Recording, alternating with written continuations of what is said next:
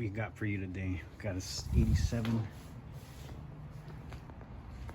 Cutlass Supreme.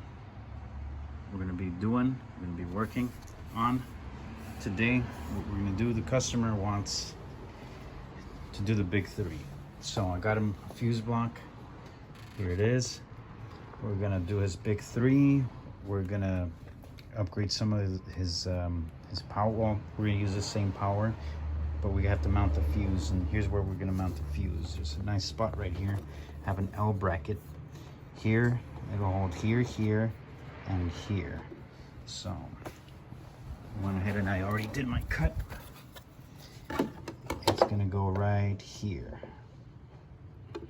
I just have to, using this piece of little cardboard as a prop.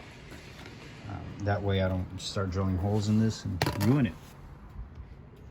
All right, fuse block's in. That looks good. From this side, looks really good. Just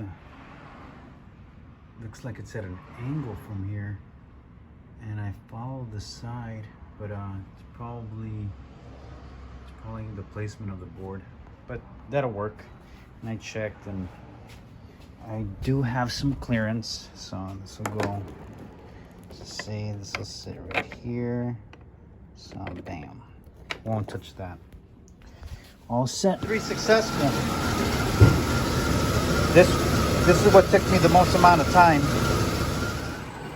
So I want to point out that I had to remove the L bracket and move the ABS plastic closer. So the hood has the scissoring, the spring-loaded scissors. It scissors in when you close the hood, and when you do that, it actually needs some clearance on the side. If you look at the sheet metal, it kind of protrudes out and then comes back in.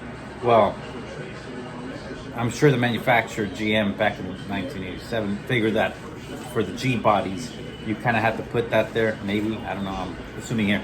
But what I did was remove the L bracket, and that was being held on by that shroud. There's a 10mm bolt, and I had to just remove the shroud altogether, or the L bracket altogether.